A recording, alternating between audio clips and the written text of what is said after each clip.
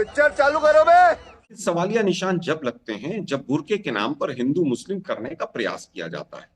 जब एक तरफ इलेक्शन कमीशन कहता है कि मैं वीडियो फुटेज नहीं दूंगा किसी की भी। अरे भाई, फिर तब आपने निजता का हवाला दिया था वहां पर इलेक्शन कमीशन साहब ने, कमिश्नर साहब ने स्वयं, कि वहां पर निजता है, हमारी माताएं बहनें।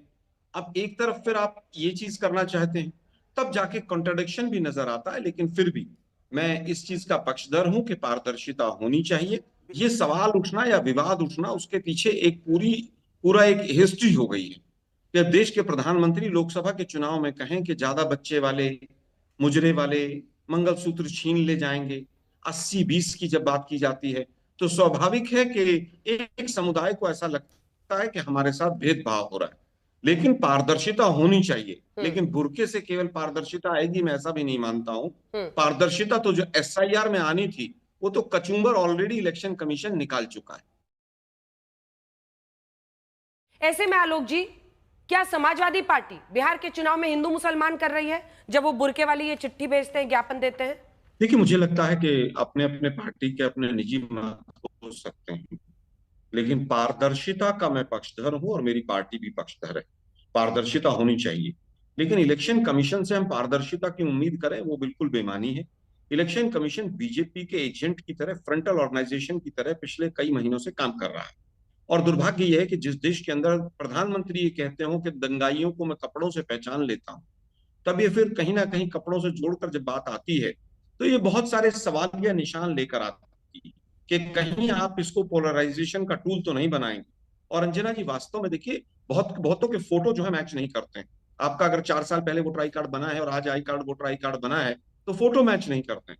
और मैं हंसी के लहजे में कहूंगा, बहुत सी एंकर्स अगर स्टूडियो से बाहर चले जाए तो कई बार हम पहचान नहीं पाते हैं वही एंकर हैं ये। लीजिए, तो कई बार जब ऐसा देखिए होता है आशुतोष जी, तो स्वाभाविक देखिए है। तो ये मैं हंसी के मजाक में अपना कह रहा हूँ, खुद ही बोले, अच्छा बोल के राइडर दे के लाए हैं, राइडर की भाई देखिए मैं, अंजना जी, मैं वही कह अलग रहा हूँ एंगल से कि बोलो। ऐसा ना हो ना कि फिर भाई पर्दे के बहाने से और किसी तरह का विवाद खड़ा हो, क्योंकि बीजेपी और आरएसएस विवाद खड़ा करना और हिंदू मुस्लिम करने पर में ये विवाद मास्टर कौन है। लेके आया है इसको एक आलोक टूल जी? के तौर आप पर मूल यूज नहीं होना सच्चाई से चाहिए। भाग रहे हैं, कौन लेके आया ये चिट्ठी? देखिए, मैं मूल सच्चाई से नहीं भाग रहा हूं, मैंने पहला ही ये सेंटेंस सपा ज्ञापन ही पर उत्तर लेकर दिया आए हैं अखिलेश जी, कि मतलब उनका समाजवादी अपना निजी पार्टी। मत हो सकता है। मैं सपा के किसी चिट्ठी के ऊपर अधिकृत नहीं हूं कि मैं उसके ऊपर बयान दूं। मैं, कांग्रेस पार्टी हमेशा से पारदर्शिता की पक्षधर रही है। लेकिन जो वर्तमान का इलेक्शन कमीशन और इलेक्शन कमिश्नर्स हैं, वो सबके सब बीजेपी के चाटुकार नजर आते हैं। ये एसआईआर में प्रूव हो गया।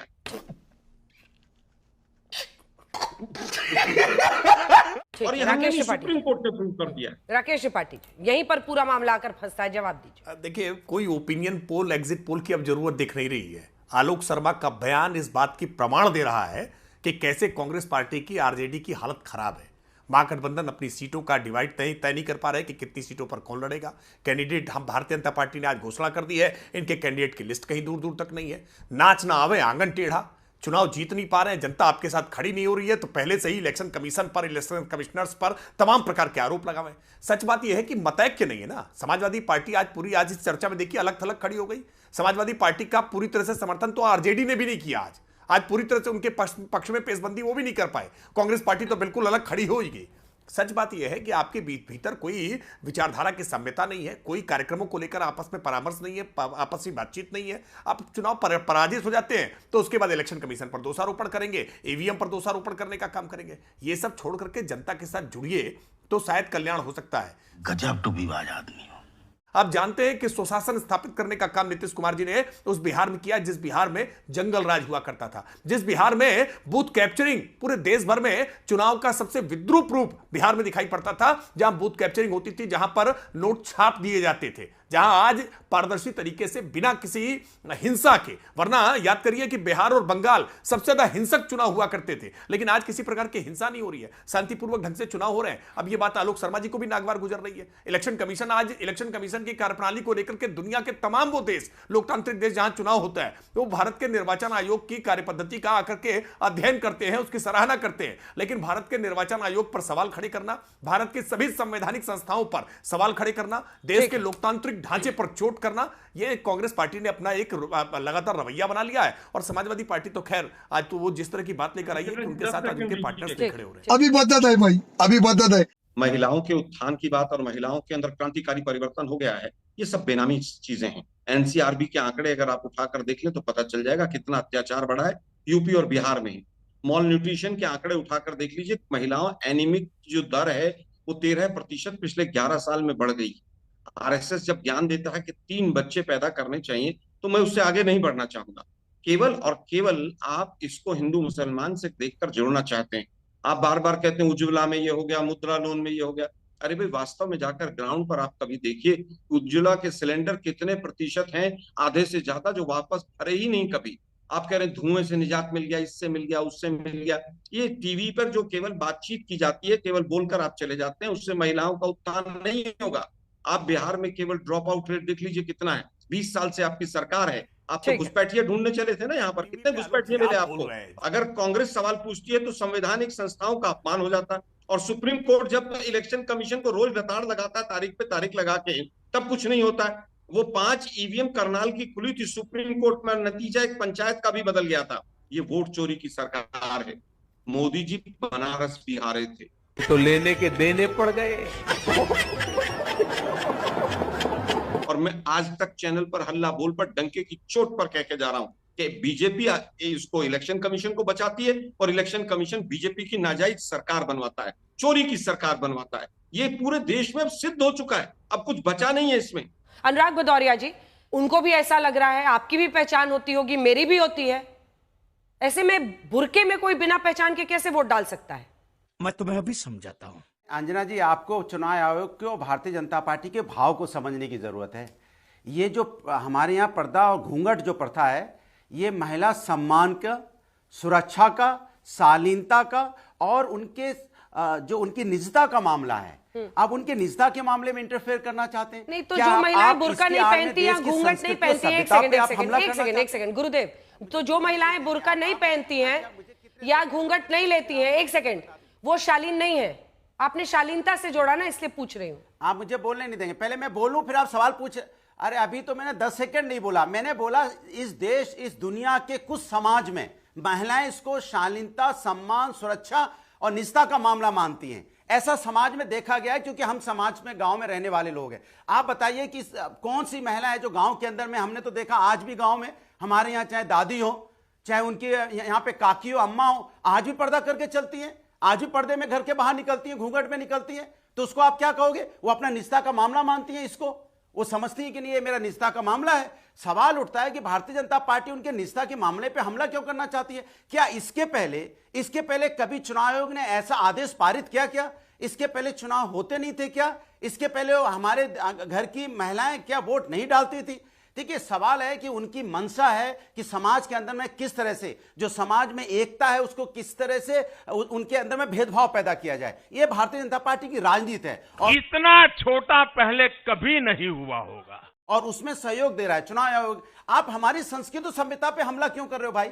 अरे ये किसी भाई, ये तो आप इसको ऐसे मान लीजिए कि हमारे हिंदुस्तानी समाज की संस्कृति भदौरिया, एक काउंटर क्वेश्चन है भदौरिया जी, ठीक है। अब एक काउंटर क्वेश्चन पूछ रहा हूं आपसे इजाजत मांग के, परमिशन है? ये जो आप घूंघट को बहुत सारी चीजों से जोड़ रहे हैं कि ये सम्मान से, उनकी सुरक्षा से, उनकी शालीनता से जुड़ा हुआ है, तो एक तो ऐसी महिलाएं जो घूंघट नहीं लेती हैं, बुर्का नहीं पहनती हैं, वो ऐसा नहीं है कि वो शालीन नहीं है, पहली बात। दूसरी बात, भाई ये शालीनता या ये बुर्का, ये पर्देदारी तब तो नहीं की जाती। आधार कार्ड बनवाना है, चेहरा दिखाना पड़ेगा। आपको पासपोर्ट में चेकिंग करानी होगी, आपको चेहरा तो दिखाना ही पड़ेगा। हर जगह पर आपको चेहरा तो दिखाना ही पड़ता है। सिर्फ वोटिंग के वक्त ही ये क्यों प्रिविलेज दी जाए? क्योंकि पासपोर्ट, अगर आपको हज के लिए जाना है, वहां पर भी चेहरा दिखाना पड़ता है, बुर्का हटा के। इसके पे आपने बार बार उसको जोर मार रहे हैं आप, सम्मान, शालीनता, सभ्यता। अरे कुछ महिलाएं इसको मानती हैं, तो आप इसको कैसे यहाँ पे डिनाई कर सकते हैं? सबका अपना अपना तौर तरीका है। ठीक है। कुछ महिलाओं का तौर, हमारी अम्मा पर्दा करके चलती हैं, वो इसको शालीनता, सभ्यता और सम्मान का हिस्सा मानती हैं, सुरक्षा का हिस्सा मानती हैं। वो उनकी सोच है, तो उनकी सोच को हम कैसे बदल सकते हैं? जरा आप बता दीजिए। बात तो सही है। वो सिर्फ सवाल का शुरुआती हिस्सा था।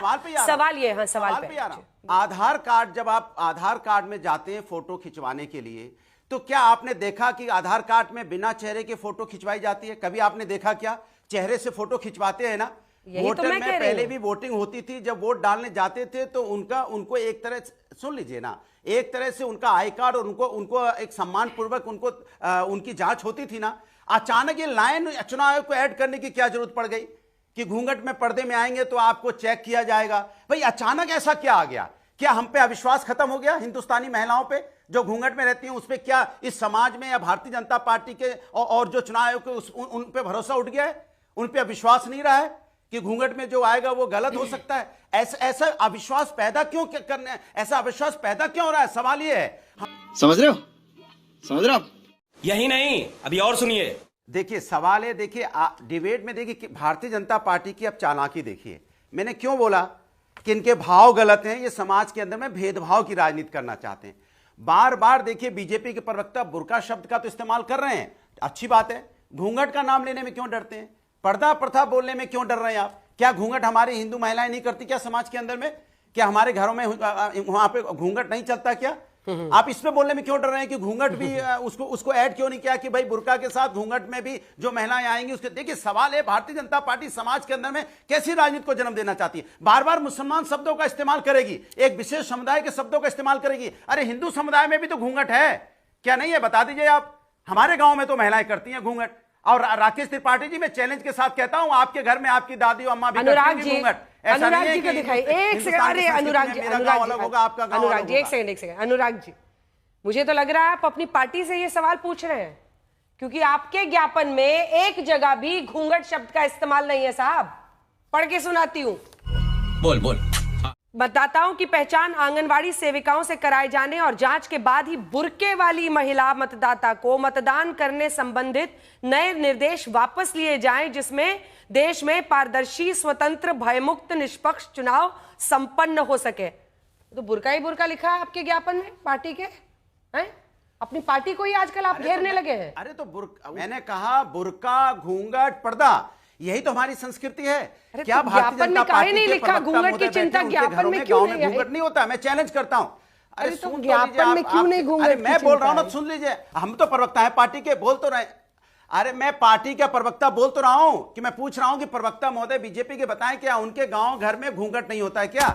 या पर्दा प्रथा उनके गांव में नहीं है क्या? मैं चैलेंज से कह सकता हूं ऐसा हो ही नहीं सकता। इस देश के अंदर में घूंघट, बुर्का, पर्दा प्रथा आज से नहीं है, ये वर्षों से समाज के अंदर में, और आप इस पे हमला करने की कोशिश कर रहे हैं। आप पहचान के अवज में आके, उसकी आड़ में आके भेदभाव की राजनीति को जन्म देना चाहते हैं। ये ठीक नहीं है, झूठ है।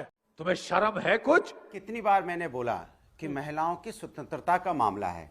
अब महिला समाज कोई स्वतंत्र रहता है, बिना पर्दा के रहते हैं, अच्छी बात है, रहती, भाई उनकी स्वतंत्रता का मामला है। कुछ पर्दे में रहना चाहते हैं, उनकी स्वतंत्रता का मामला है। तो हम किसी की स्वतंत्रता क्यों छीने? भाई वो पर्दे में रहना चाहते हैं, उसमें वोट डालना चाहते हैं, जब आप वोट के अंदर जाएंगे तो उनका अपने आप आइडेंटिफिकेशन हो ही जाता है, वर्षों से होता आ रहा है। वहां पे जो बैठे होते हैं उनको देखते हैं, उसके बाद उनको वोट डालने देते हैं। आपको ये लाइन ऐड करने की जरूरत क्यों पड़ी? लाइन आपने इसलिए ऐड की है क्योंकि आप समाज के अंदर में एक भेदभाव की, बार बार मैं कह रहा हूं कि राजनीति का जन्म देना चाहते हैं। ये आपकी मंशा पे शंका है। बात यह है कि मंशा आपकी ठीक नहीं है। आपकी मंशा अगर पारदर्शिता की होती तब तो कोई शंका नहीं है। पारदर्शिता की आपकी मंशा नहीं है, आपकी मंशा है कि समाज के बीच में कैसे एक ऐसी बात की जाए जिससे कहीं ना कहीं जो वोट का माहौल बिगड़े, ये आपका मंशा है। इस पे हमें शंका है। बार बार उसको महिलाओं की उससे मत जोड़िए। इसलिए मैंने बोला कि हमारे समाज के अंदर में, हिंदुस्तान में लोग गांव में भी रहते हैं और पर्दे घूंघट में भी रहते हैं, बिना उसके भी रहती हैं। जो जिस तरह से रहना चाहता है उसको वैसे रहने देना चाहिए और उनकी सुरक्षा की बात करनी चाहिए। तभी हमने 1090 बनाया कि महिला सुरक्षा होनी चाहिए। अब आप उसमें एक लाइन ऐड करके कि वोट डालने जाएंगे इसलिए पर्दा नशीन और बुर्के के, आपको जरूरत ही नहीं थी लाइन डालने की। धंधा बंद करवाएगा क्या? मजा आया।